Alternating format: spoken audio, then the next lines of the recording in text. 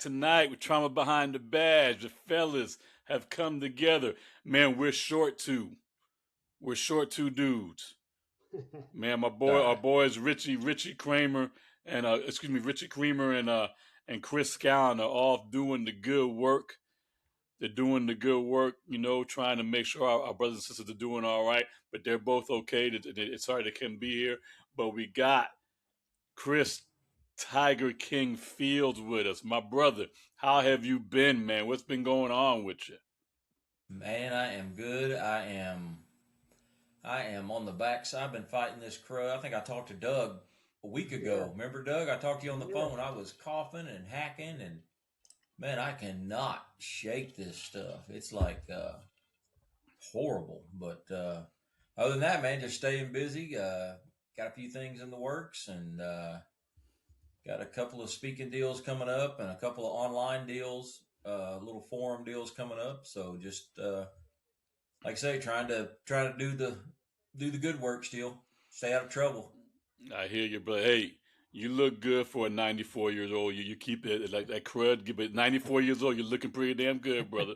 It's all I won't be right. 94 till I won't be 94 till July.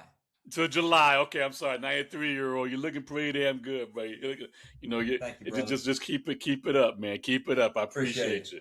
No problem, man. Yes. Dougie, what's going on with you, my brother? How you doing, man? Man, I'm just sitting there going, if Chris is 93, then I'm fucking Yoda.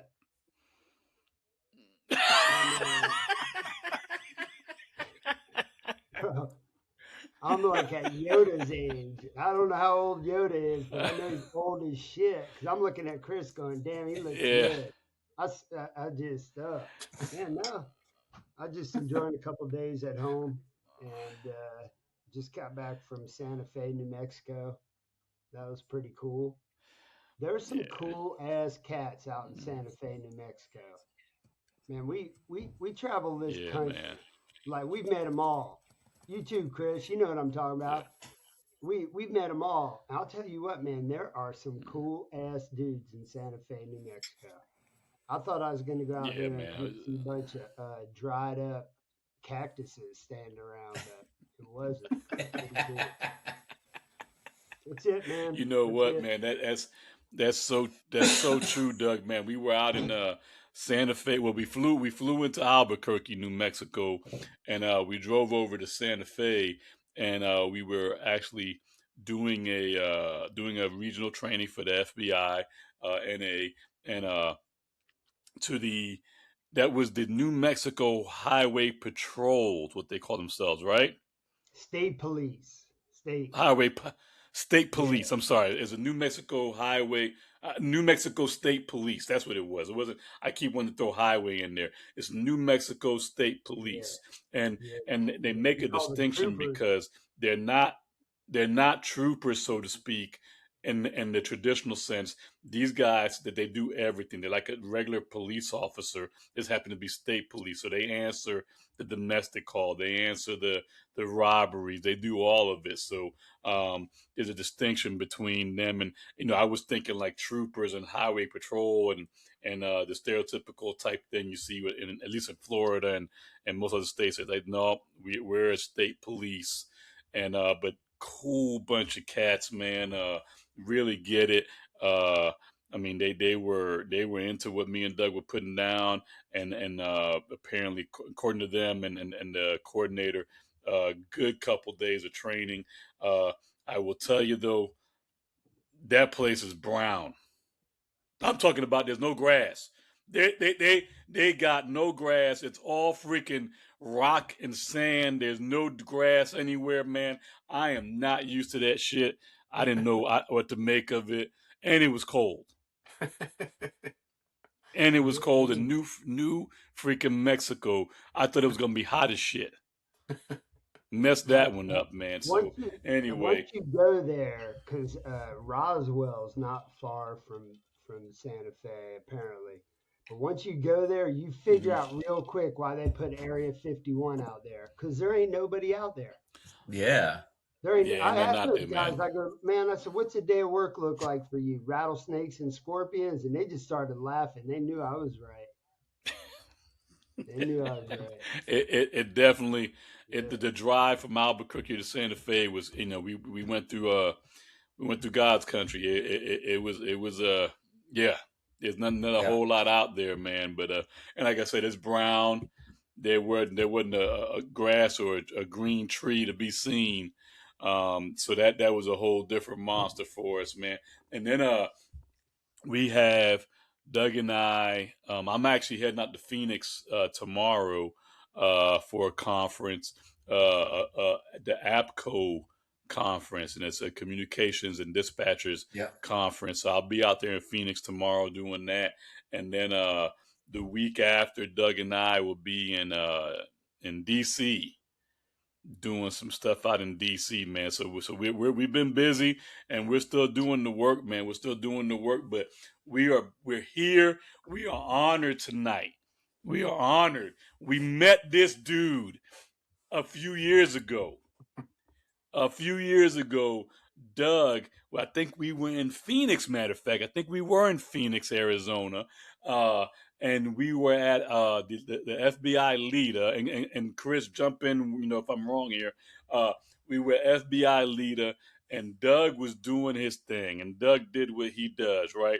And and Doug, you have mastered it. You've mastered telling your story down to art, and made it relatable to people. Uh, so we end up in the hospitality room, and we met this dude, kind of a stocky dude.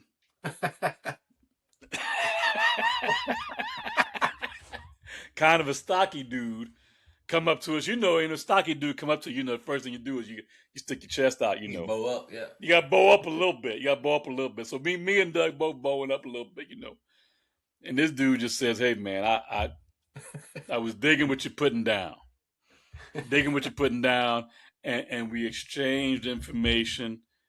And I'm honored to say that, Chris, we've kept in contact all these Yep. years. We've Yep. kept in contact these few years, man.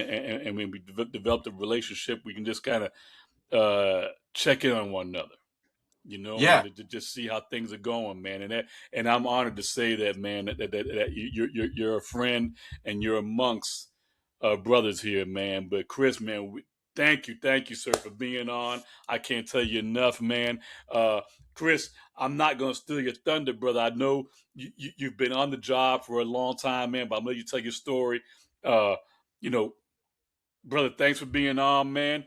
And tell me a little bit about you first, man. Where you from, and how you got to even be in law enforcement. And that's right. Let me make that straight first, man. You're not a hose dragger, right? No. Oh, okay, just making sure, man. Making sure, because you kind of stocky and built like one, but I want to make sure. Well, you got a personality too. Yeah.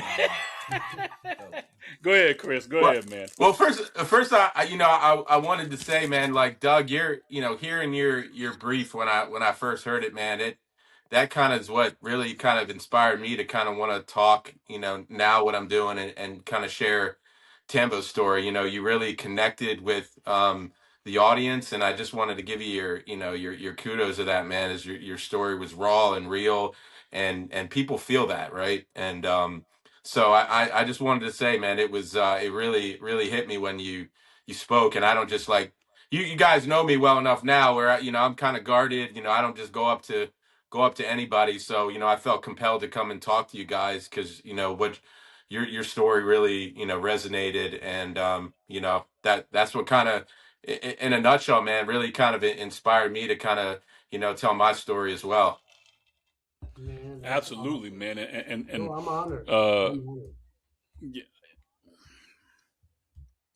And absolutely. Raul, I heard your brief, man, and I always got to laugh. Is like when you gave your brief, you showed your SWAT pick, and whenever I think of this, it makes me laugh. It's like, yeah, this is my sexy pick, and then somebody in the audience said, "What happened?"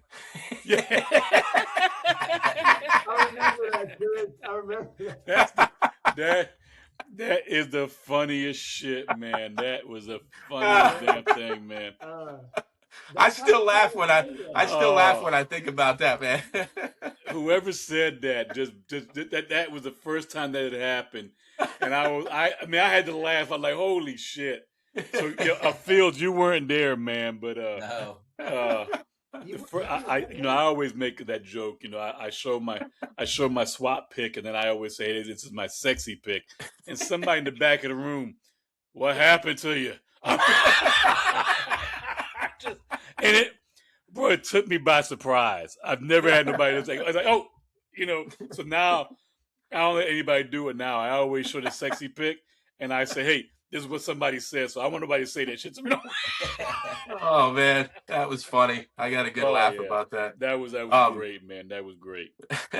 but anyway, man, so I've been in law enforcement now. I'm going on year 24. 17 of those years have been spent working canines. I've retired 3 canines. Canines always kind of been my passion. And my first 12 years, I retired both my dogs, and unfortunately, after within a year of my second dog retiring, I lost both of them to cancer.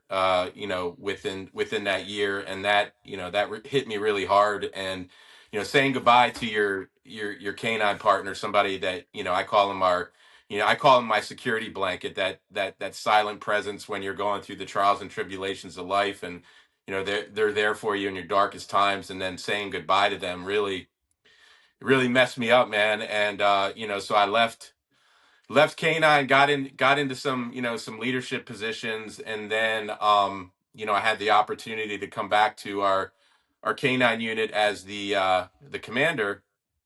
And when I came back, initially they didn't want to give me a dog because they said, you're going to be too busy and everything. And then I went back and bantered for about a year, asking for a dog. And finally the offer came, and they said, okay, if you want a dog, you gotta take Tambo. And so Tambo was the dog on our unit that went through two different handlers. Was known as the dog that couldn't bond with anybody. Just gonna ask you, was that like a punishment? Like you got to take Tambo. Like what? That doesn't sound right. Like okay, hey, you're pain in the ass. You want a dog? Here, take that one right there. That was kind of it. And my boss was my former friend, and was still my friend, but she was Right. my boss too. But she was like, I'm tired of you asking. Okay, you want a dog? You got to take him. And I remember one of the handlers tried to take him home on the unit one night, and he just walked in the house and looked at him and pissed on the wall. And next day he was back, he was back in the kennel. And so and Okay. he So wasn't a great. what's that mean? What's that mean in doggy land? Like if you just go in there and piss on the wall, what's that mean? If I could say it on here, basically saying "fuck you," you're not my guy.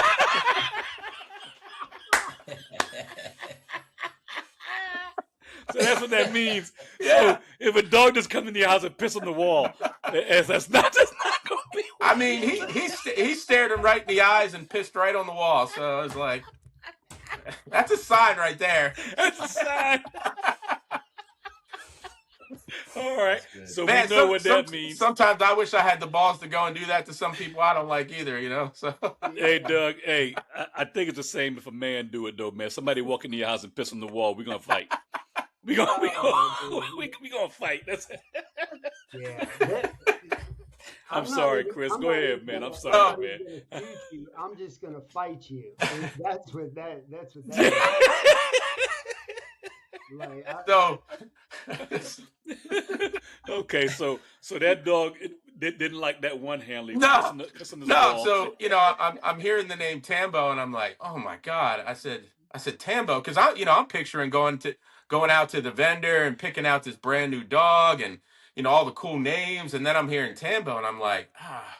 I said maybe he's better suited for someone else, and they're like, she's like, no, that's the deal, take it or leave it, and you know.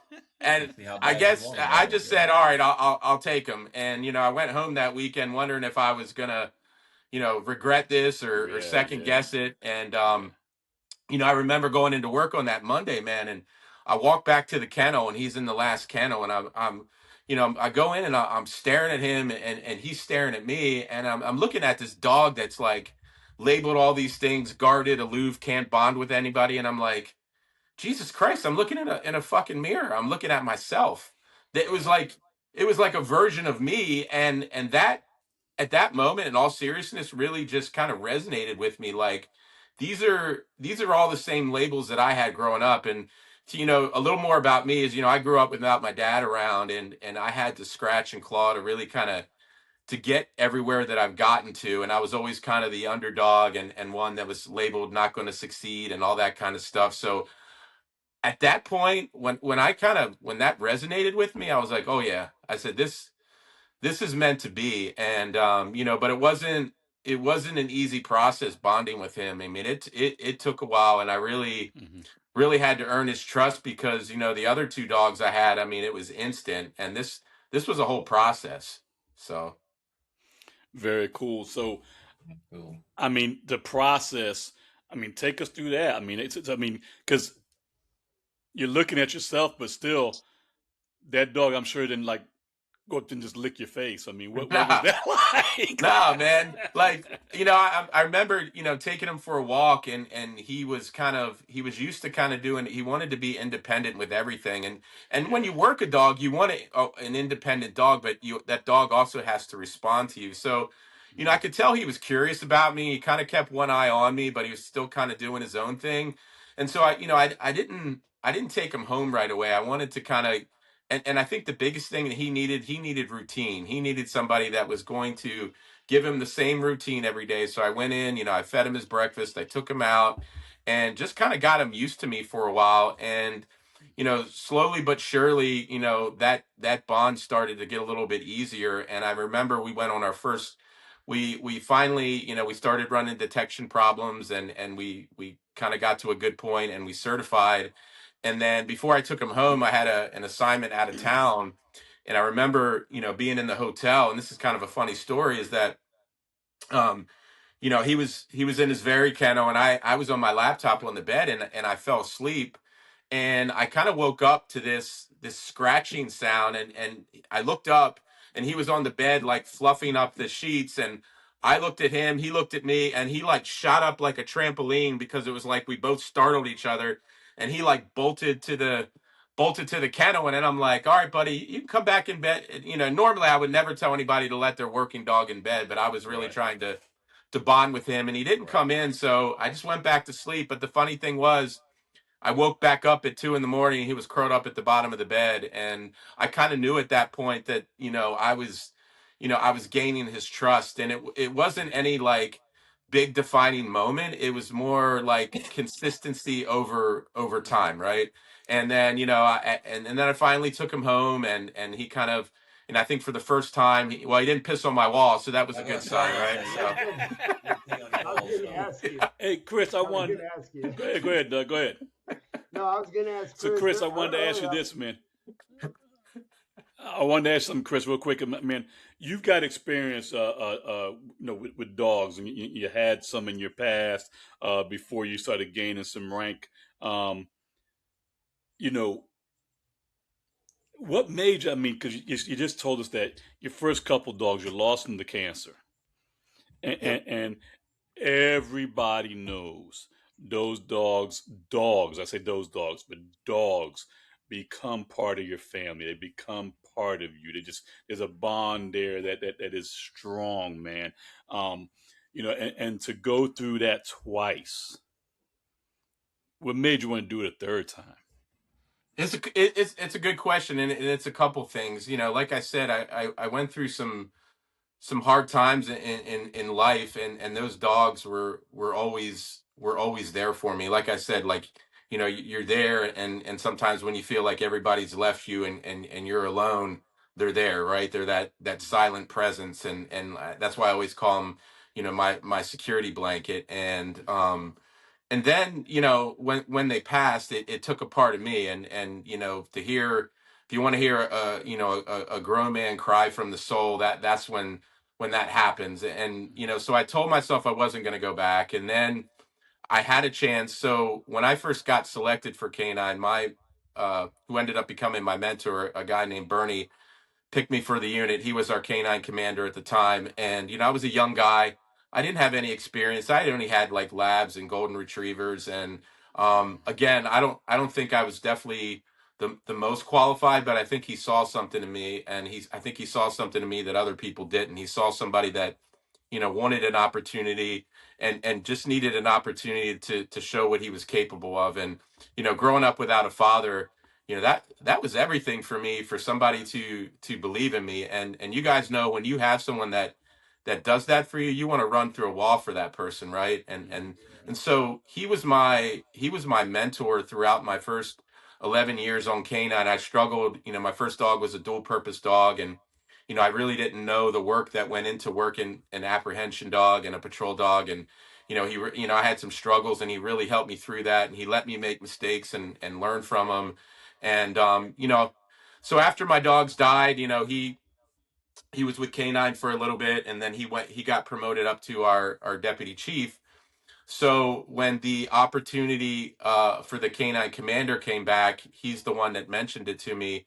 And I got to tell you, he had been there for me through all my hard times, not just with my dogs, but my personal issues. Somebody that you can bounce stuff off of, that that always believed in me. And I kind of really, it was an honor for me to try to fulfill that position that he was in, right? And I wanted to do that in a way to honor him. And he was such a good leader that, he would always tell me, when you focus on the success of others, your own success will take care of itself. And he did things the right way, and he believed in me. And so I put in for it, and also I really just missed that bond with the dog. But the hard part was getting over the heartbreak. But it was calling in a way, it was still calling me back, and so it was kind of a dual thing of wanting to honor him. So long story short, we went through the interview process. They selected me, and this is a pretty tragic thing that happened. Is shortly after he selected me, we had a conversation in his office, and he told me he was proud of me, and something my dad never had told me, and said that you know to not try to be him, to be myself when it becomes to a leader. And he found things that he was known for, and I need to find my own path. And that night, 52 years old, he went to take his trash out down the driveway and died of a heart attack. And it hit me really hard. And I think the biggest thing I struggled with, guys, was like, where I struggle with this is like, I just saw this man earlier in the day, and now he's gone. And I had a hard time processing that in my head, right? And I struggled with some depression for that. And again, as I told you, they weren't going to give me a dog. And I think that's when I really, to be honest, when I really started pressing for the dog, because the dog is what's always kind of gotten me through. And I know this, Doug, is those hard times, right? And so finally, the opportunity came. All jokes aside, with Tambo, and I knew I had to take it. But losing somebody that filled that role of kind of a father figure when I didn't have one, it really messed me up for a while. And I felt myself not only slipping at home, but as a leader too. And because I'd never gone through loss like that before, because my dad had been in and out of my life forever. Mm-hmm. So basically, the dog was as much for you as it was for anything else. I mean, you just wanted to have that dog for that, Yes. security blanket, and for that blanket. I mean, Right. and for Yeah. what they do for you. That's amazing, man. So Tambo don't sound like he's a security blanket though, man. He don't sound like he's that kind of dog. Like, he don't sound like he's the kind of dog you're gonna be turning to whisper sweet nothings to. I mean, well, how that relationship start developing? I mean, you took us through and being in the hotel, and kind of gaining his trust, but how's that keep developing? I think, like, that day, and that's what I said. I was worried because I wanted that bond again, and that's why I was hesitant to take him. And something inside of me just answered before I could really think about it any further. But when I looked at him and I saw, a lot of the labels I had, because anybody that knows me, like you guys, we joked about like me coming up to you guys, and I got a little bit of a presence to me, and people always tell me I have like the resting bitch face for a guy, so I have to go out of my I got to go out of my way to show people I'm a nice guy. But like, Right. You um, scared me. you know, You it's just one of fucking those things, scared me, man. man. Like, Yeah, I'm telling you, man. He, Yeah, and he scared me, man. When he came up, Chris I ain't, was like, "Oh, we and fixing to fight this dude," and then he just, yeah, bro. And and then Chris ain't no small dude. So I'm saying yeah, people don't know, but that's why me and Doug were, tried to bow up a little bit. Try to, go, yeah. Chris ain't no small dude, and and I I wasn't and I sure. think I think I had one of my medium shirts on with my Yeah. biceps popping too. That's Absolutely, but man. so, Absolutely. but So, that's what you did, Chris. Soon as you walked up, you have that yeah. presence about you. You just, Mm-hmm. I think we were instantly laughing and talking shit, and it's been like that Yeah. ever since, Yeah. and that's awesome, man. I haven't it's laughed this it's much it's in a funny, long man, time. because I tell people all the time I'm just built different. Like I'm the type of guys I may go in a room and it's a large group. I may be observant and speak, at the right times and be a little more quiet, but then I can get up and speak in front of 2,000 people and it doesn't bother me. So I'm Right. kind of a Right. chameleon and somewhat of an enigma. And I think I saw that in Tambo and because I was hesitant still going in that day and I said, there's something here. Something in me was telling me there's something here that is bigger, and I didn't. And just like people didn't give up on me, Ro, I didn't want to Mm-hmm. give up on him, and Mm-hmm. I Mm-hmm. felt like in a way that I owed that to him to kind of pay that forward to give him a chance to feel accepted, right? And Were you his like last Yeah. last Last chance, if you hurrah. will? Yeah.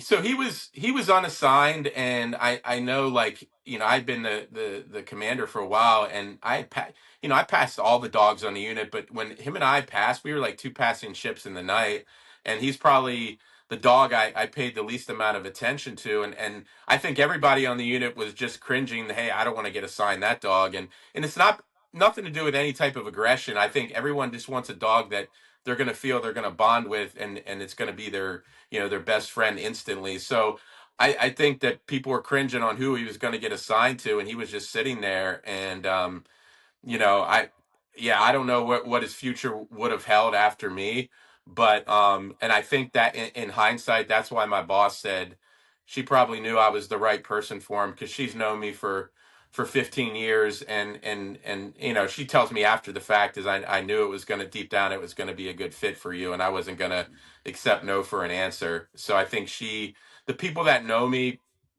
she knew that, and so it took a while, and we went on to have this great career.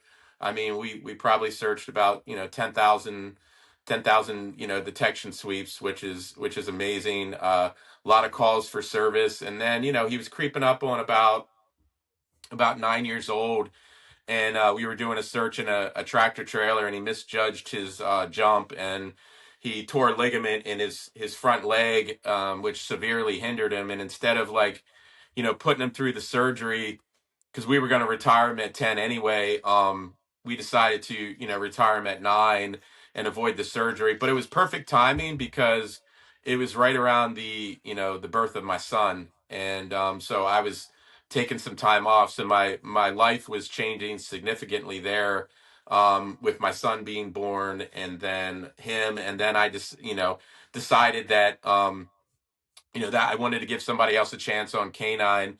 And so I'd applied for another leadership position and got accepted for that. So I shifted from retiring him, having my son, and then moving on from canine once more. Man, And those so those are big he's changes. retired, but go ahead. I'm sorry, Doug. I might be lagging on y'all. I apologize for cutting in, but I was gonna say those are big traumatic changes all in a row. I mean, you're a champ for Hmm. still and standing I up, dude. That's some heavy and duty Doug, shit. Doug, and I'm gonna call you out again, Doug. It's something you said to me last time we talked, and it stuck with me.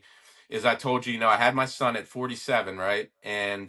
And I was telling you, man, like my biggest fear, because I grew up without my dad, and when I found out I was having a son, I broke down because it's like I know what I went through, and I told myself I would never leave my son's side. But I told you, Doug, last time we talked, is that my biggest fear is not being around for him. And you said something, man, that, and I wanted to tell you this tonight, and just tell you how much of an impact you've had on me, bro. Is that you said you just need to be there long enough to see him grow up as a man, and that bro, that was everything. That stuck with me, and it's like that's been my goal. And I don't know if you remember that, but Yeah. you said that to me, and so that's what I strive to do, is to stay healthy and be there for him. But that's like, my biggest fear is not being around for him. Just not from wanting to be there, but something happening. Right. Yeah, Right. I know I would say that, um, because I say that to God almost daily. I just say, please, God, let me live long enough to see my sons be the men that they're going to be. And I'm almost they're pretty much men. Obviously, the two of them are great men of this country. The other two are earning their ways, man. They're still in the army, man. The little 21-year-old punks. They need to be get their ass kicked a few more times, and then I'm ready to go. But that's something. That's real important. Chris is living that, and so is Raul right now. And I think those are great life goals to have. So kudos to you too, man. Yeah, Very cool, definitely. man. Yeah, there's probably not a more. Yeah, there's probably like Doug said, man. Just watch him grow up and become good, and let him learn from your mistakes. Don't be scared to show him your mistakes so he doesn't make the same mistakes. And like I said, I got a 32-year-old and a 27-year-old, and Wow. dude, there's not a day that goes by I'm thankful for. Neither one of them went to the first responder world, which is fine with me. That was never an issue for me. But man, I tell my wife we couldn't be more proud of the Hmm. of the men they are. Especially my oldest one. He's a father now with his second one on the way. So to see him become a father is, yeah, you're doing it all right, man. You got it. You got your priorities lined up beforehand. It's just like Hmm. me and Doug and Raul. We learned along the way in Yeah. fatherhood. Um, so you just take it and run, man. You got it. Yeah, Yeah. I yeah, think there's advantages of being a little bit older and getting into the fatherhood thing. You're wiser, and you're more capable of listening and not having to. Kind of think as younger people, we can hear all the good advice, but we got to go out there and feel it, and make the stupid decisions, and I think you're past that point. So kudos to you, man, and yeah, lean into it, my brother, lean into it. But that being said, man, so man, how's Tambo doing now, man? I want to jump back into that, man. How's he doing? Yeah, so after he retired, he was struggling a little bit to adjust. He was still, it was good at first that I had the time off, and when my son was born, the other rumor with him is he wasn't good with kids, but that could have been further from the truth because he I think he saw my son as an extension of me, and he never left his side. I mean, when Mackie would cry, he would bark and almost to let me know he was crying, and that was kind of his new job. And then he had another big injury. He was chasing a squirrel in the yard, and he had leaped off the steps, and he tore both his ACLs, and he had a double ACL tear, Damn. and then he could barely walk. And that's when Project Canine Hero kind of first came into the picture. And what they do, for anyone that's not familiar, they're a national nonprofit that takes care of retired military and police working dogs that have significant health issues. So they stepped in and funded his TPLO surgery, which was about 7,500. We did the first one, and Tambo made a full recovery in record time. The fighter that he is. And after that, man, I was really grateful to Project Canine here, and we started doing a lot of events for him as ambassadors, which gave Tambo kind of a job in retirement. So we had done the Baltimore Orioles, and then on Tambo's 11th birthday, we got honored by the Phillies, which was awesome. My son was there and got to see me with Tambo. I was on the field with a bunch of war heroes, which I didn't feel worthy to be on the field with them, but it was about Tambo, and my son got to see it, which is something I never got to share with my dad. So it really, meant a lot to me. And, life was good. He was 11, he was healthy. And then, I went to work one day, and I was driving to work, man, and I was feeling really sick. I was having palpitations and just not feeling right. And I never leave work early. And that day I said, I'm just feeling off. I need to go home. So I was just going to go home and take a nap. And usually when I walk in the house, Tambo greets me, and I didn't see him, and which was weird. And I found him in the dining room. He was sprawled out. He had vomited, and his gums were really pale, which was indicative of blood loss. And he couldn't barely stand on his feet, and I didn't know what was wrong, but I knew something was wrong. So, I rushed him over to the emergency vet, and I remember they came out and said, "Look, he had a mass rupture on his spleen, and he's in the process of bleeding out, and oh, by the way, there's like 20 other masses on the spleen. We're pretty sure it's cancer." Um, she's like, "We can do surgery, but I don't know if he's going to make it through, or if it's worth it." And I kind of sat there. I was like shocked, and I said, "Well, can I go see him?" And I remember going back to see him, and this was a defining moment for me. For the first time, this dog's always been so stoic, and for the first time, I saw fear in his eyes. And if you're a handler, and you know your dog, the eyes tell you everything. Even like with my first two, they told me when they were ready to go, and I'm looking at his eyes, and he's telling me he's not ready. He wasn't ready. And I remember calling Jason up from Project Canine Hero, because they had given me a quote that it was going to be $9,000 to $12,000 for this, to remove the spleen, and give him a blood transfusion. And I've talked about this in other interviews, that Jason said, "Chris, you know your dog, we got your back 100%, whatever you want to do." And I told them, I said, "He's not ready." I said, "I want to go through with it." And it was almost like they were trying to convince me not to do it. But I knew my dog. And the other thing I found out, guys, is like, if I would have came home 2 hours later, he would have bled out. So something was telling me to come home that day. And I think that was our connection. So, long story short, he made it through the surgery. They gave him a 50-50 chance to make it through the recovery, which he made it through in record time. He was up and eating within 2 days. And then after that, they told me, "Okay, he's now got about 2 weeks to live with how bad the cancer is." So that was the next step. And then I got an appointment with the When oncologist was after this? that. When was this, Chris? Let me put it in perspective. When did that? When you came home and found him on the ground? When was this? Second week of July. Of this past 25? Yep. Yep. Okay, So gotcha. gave him 2 weeks to live, and I remember sitting with the oncologist, and she said, she's like, "Hey, if because they had also told me they thought the cancer had spread to the liver, and they said if this cancer's on the liver, chemotherapy is not going to do anything." But she's like, "We're gonna take him back. We're gonna do an ultrasound, and if the cancer's on the liver, there's really not much we can do, and you're gonna have to make a decision." So I felt like I was being put in that position again.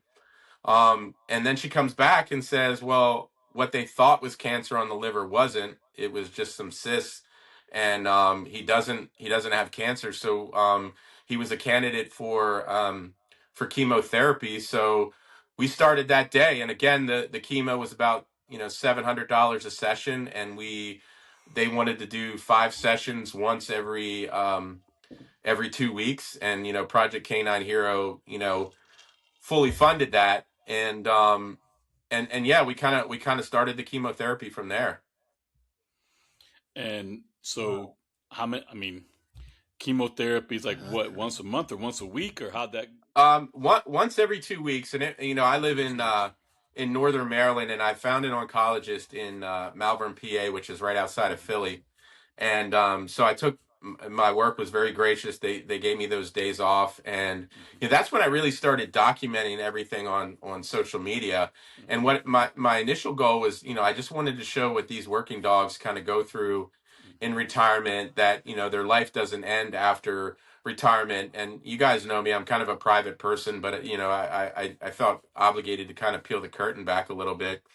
But when I started documenting the chemo sessions, right, like, I didn't want to make them all, gloom and doom for everybody. So I started I started doing like tried to find some happiness in it. So I started doing these little skits.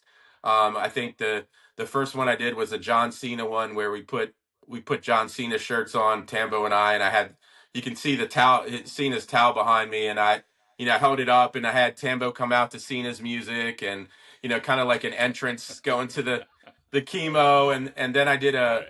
I was really leaning into the Rocky theme because I've always resonated with those movies growing up, and I felt like, Right. Tambo being the underdog, so I put him in a Rocky costume, and that's when people really started responding to me on social media, and it started turning into something much bigger, and people started reaching out and saying, "Hey, I'm seeing what Tambo's going through. My dad has stage 4 pancreatic cancer.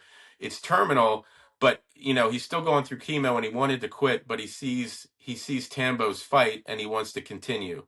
Or a mother reaching out to me saying, "My child has," and this is hard. My child has cancer, and it's not good, but he gets happiness in a dark time of seeing Tambo's pictures. And I knew at that time, like, this was turning into something much bigger, because at the end of the day, it's about hope, right? Like, you Right. can you can put numbers, and you can put dates on things, but at the end of the day, you need to have hope, and you need to have positivity. And I think when people see that, it can do some magical things. And it got to the point where the oncologist in the beginning was coming back in and was trying to give me a new timeline on Tambo. And after a while, I said, no disrespect, but I said, I don't believe in timelines anymore. I believe in the mind, body, and spirit is what Hmm. is what keeps us going. And again, it's turned into something huge where he's now inspiring, thousands of cancer patients. And it's just been like a wonderful thing to be able to give people some positivity in some dark times. Absolutely. So It's you're too cool. you're uh, you're basically just documenting the journey turned into just, I don't know what's the word I'm trying to look for here, man, but just turned into therapy for thousands of people. Yeah, and if you think Yeah, if you it's think about it, how dogs live their life, right? They get up every day, and they choose Hmm. happiness, right? And I Hmm. think us as humans, we tend to complicate life in general. Sometimes we overcomplicate things. Is we sometimes we just need to get up and choose life, and Hmm. choose happiness, right? And I think they saw that in Tambo. They saw that he still wanted to go out. He found happiness in going out for a car ride, or me taking him to Starbucks and get a pup cup, or just getting, people were sending packages to the house and getting his toys, and how joyous he was, and the simple things in life, and taking things day by day, and the simplicity of it, of how dogs live their life in general. We can learn, so much from that. And I think Hmm. it Hmm. really resonated, with people. And I think also, I really didn't think about it at first, but other people said it, is that my positivity for him is when he started to lag, that, I would, and they would say, I would breathe life back into him when he would start to lag. And I think that's the key with anybody, whether it's dog or human, that's going through cancer, is having that positivity, but also having a good support system that people can, because we're not always going to be strong 100% of the time, of having people, build us back up, right? So, Right. and so what I would try to do even before coming home is just, go to the gym and get that all out, and be positive for him. And then, but it also, what it enabled me to do was be more present with my own family, right? Like, not coming home and scrolling on the phone, or maybe not paying as much attention, to my son, and stuff like that, and also trying to live more in the presence, for myself. And so it really changed a lot of things. And where it really came full circle is, we talked about my dad in the beginning, and we've had this estranged relationship where we've never been able to connect. And I he called and said that he had got diagnosed with, out of the blue, with, well, he was feeling sick for a while, but with lymphoma. And at first it was, treatable, but the way we were able to connect was through Tambo. And this is a man that, doesn't show a lot of emotion, but he would start the conversation by asking me about how Tambo was doing, but I knew in a way he was trying to connect with me. And through that, we were able to connect and kind of rebuild our relationship. And then he lives in Florida, and it's crazy because I was able to take my son out there. He got to meet my son, and it was a really healing visit because I watched him with my son and how much affection he was giving him. And in a way, it kind of healed me because I was looking at my son as me, and I was getting the things that I never got from him. From And him. Yep. it really healed me. And I thought that we were going to have now this great, relationship going forward in all this time. And then he had a couple of, he was going through chemo, and he had a couple of strokes, blood clots that went to the brain, and it was dealing with a lot of cognitive issues. And talked to neurologists, and they didn't want to put him through chemo anymore, so they just recently put him in hospice. And so I went out, a couple weekends ago, and to say my goodbyes to him. And that was tough, but it was, if it wasn't for kind of Tambo bringing us back together, I wouldn't have got that. I won't go into too much detail what we said to each other, but he ended it with telling me he was proud of me. And for the first time in my life, I heard that from my father. And this whole thing with this journey that I've been on with the dog and everything, and the cancer, and just kind of came full circle. So it was really deep. So that is. I'm sorry about your father. Number one, let me say that, man. My thoughts and prayers, man, to you and the family. Um, but I've got to ask, man, like, what's the message, man? Like, if one thing you think Tambo and you could put together and just say to the world, I mean, what's the message right now that he's trying to put out there? That there's always, even in the dark, and it's a simple thing, but even in the darkest of times, you can find a light to turn on. And it goes back to Doug hearing you, and the when you gave that speech, man. And I tell you, it really stuck with me, is that everything that you went through, and being an athlete, and then going through those hard times, and then getting through that and overcoming adversity, is that sometimes the world can feel so heavy, and it feels like you're not going to come back from it. But there's always a way. There's always a way to do it. And you gotta find it, and you can't give up. And it takes believing in yourself, and having somebody else to believe in you. And again, going back to Tambo, and I think why I ended up taking him is that I believed in him, because I think he needed somebody to believe in him. And just like I did in the beginning, to get selected for K9, and to come back as the commander. And then just to get that closure with my dad. And I told him, to give you a little bit, I told him that I forgave him for everything, and that I loved him, and I told him he was still my hero, even though he had been out of my life. Because your dad is your dad. They're always going to be your hero. And at first time I saw emotion in him, he cried, and it was the closure. It was the closure that I needed, with him, in a lot of ways. Absolutely, man. Hey, man. Like we normally do at the end of the show, man, is we kind of go around the horn and give everybody a last word. We'll end with you, Chris. But just gonna go around the horn right now, man. Fields, man. I want to start with you, my brother. What's the last words, man? What you taking from what Chris has been saying tonight? Well, first, man, shout out to you, brother, for bearing your soul and talking about your relationships, and you pretty well backed up everything I've always said. Dogs are so much better than humans. I've always said that, and I've had to put mine down, and I've hardened my heart and just said I'm not going to have another one. But so I mean, I'm sure I will eventually. But man, I can't imagine what you've been through with those pups, and then the one you have now, and then I mean, if your story doesn't uh, reinforce the power of healing, and the power of connection. I mean, the connection that you and that dog had created the healing, and then it, goes into connection with you and your father and the healing of you and your father's relationship. So I mean, anybody that hears that story doesn't think that those good things exist in the world still. There's no hope for them if they can't hear that story and Right. believe in the, like I said, the connection and the healing. So man, uh, I had never heard all that of your story. So to sit here and hear it raw for the first time was truly amazing. I'm glad I was part of it. Thank you. I Absolutely. appreciate that. Dougie Fresh, man. Go ahead, buddy. Yeah, just an inspiring night. Um, you know, a lot of times we forget amongst all these other things we have going on in life.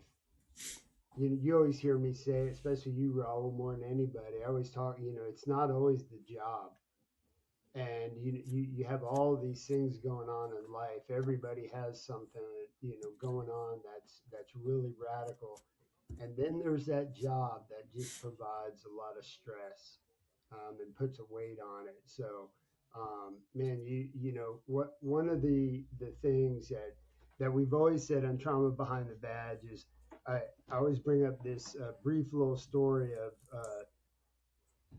of King Arthur. King Arthur had a round table, so there was always room for one more Mm-hmm. person, and he always had the elite warriors at the table. And so I always have this feeling that one day, if I get to go to heaven, that I'll get to sit at that table for what I did as a warrior.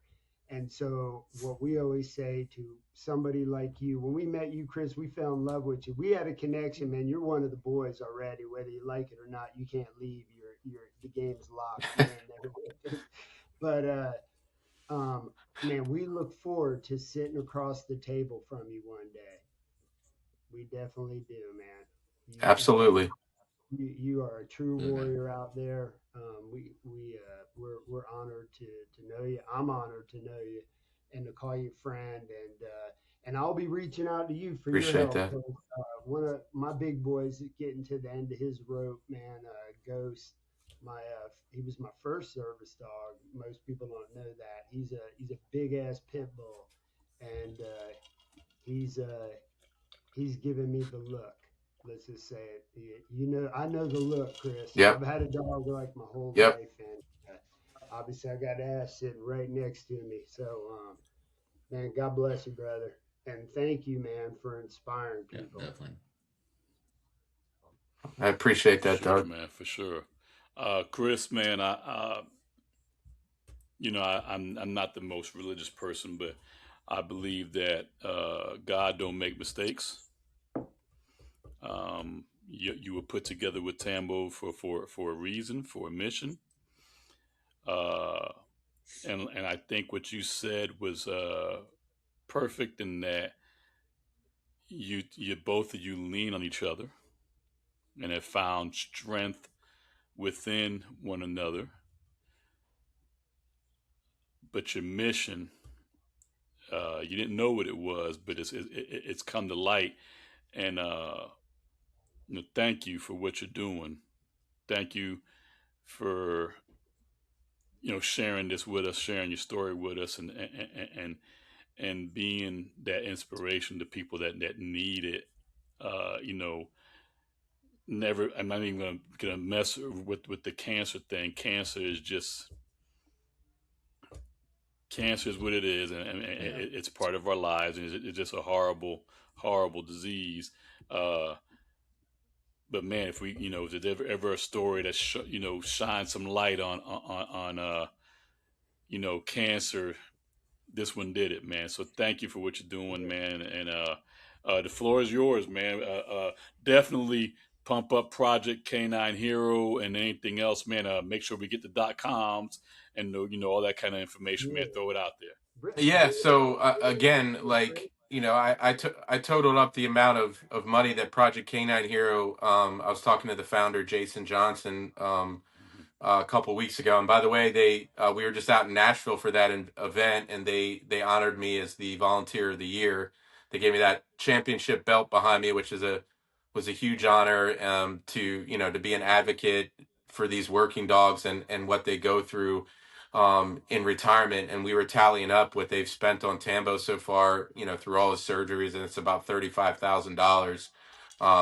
and that's not just Tambo they do it for. They do for hundreds of other dogs in the program. So if you go to projectcaninehero.org or you go, they're on all social media platforms, you can see the stories of these other heroes and, what they go through. And what I, want to say about the dogs is, sometimes there are forgotten heroes, right? When that badge comes off, is their life doesn't stop. And that's when they really kind of need us the most, to be there for them. So organizations like Project Canine Hero, if it wasn't for, for them, and I always say that I don't think any handler should ever have to be in a decision to make a decision on their dog that has served the country and the community based on finances, because there is nothing, set up for these dogs in retirement. So we're hoping to change that through, lobbying in Congress to get some legislation passed to get some new laws for, stuff for these dogs. So I wanted to give a, quick shout out to them, and then just in general, like, I think back to that last conversation I had with Bernie, my mentor, and he said you need to find what, you're going to be known for, and what you want to do. And I think I've found that now, and it was a matter of somebody looking out for me and taking a chance on me. And again, that's kind of what I want to do for other people now, and what I've learned, it's okay to not be okay, right? And we go around and, we put on this hard exterior, but we don't see the battles that people are dealing with inside. And I think that, we need to do more of that. We need to speak up. And, I think, everything I talked about tonight and everything all of us in this chat have been through resonates with people, and people need to hear that. And that's what inspires them. So I want to continue to be able to do that. And I also want to be, when I'm gone, a man that my son can look at and say that he was proud of, that I was his dad. And that's everything to me. And then I'll kind of leave it lastly, as I do have 2 books coming out. I have a Tambo story will be coming out sometime this year. I'm working on the publishing portion right now. The book's done, but that's this whole story from start to finish. And then I also did a children's book, which if you man, if you had told me a year ago that this guy'd be writing a children's book, I told you were crazy. But like, that's what You'd be a in veteran. becoming a dad, and Tambo's stories inspired me to do. And the book is really for any child that's ever felt small or unseen or has been sick, and it's about Tambo, and it's him getting sick and getting better, and it shows the children to, in a way that they can understand, to not give up and to continue fighting. Because I know when, growing up without my dad, I never felt worthy, or I felt unseen, and I didn't feel like I had a purpose. And there's so many children that are going through that, and my goal, I'm inspired to give them hope, especially children that are sick. And in the back of the book, there's a resource for parents and teachers to go over it with the children on. What's the name of the book, Chris? It's going to be a series, so it's going to be called Canine Tambo. And there'll be multiple books that'll be coming out. I'm working. Oh, it's not out just yet. No, it's not out yet. Okay, I've got the illustration being done right now. It'll be done at the end of the month, so I hope to have that out by late March for the children's book.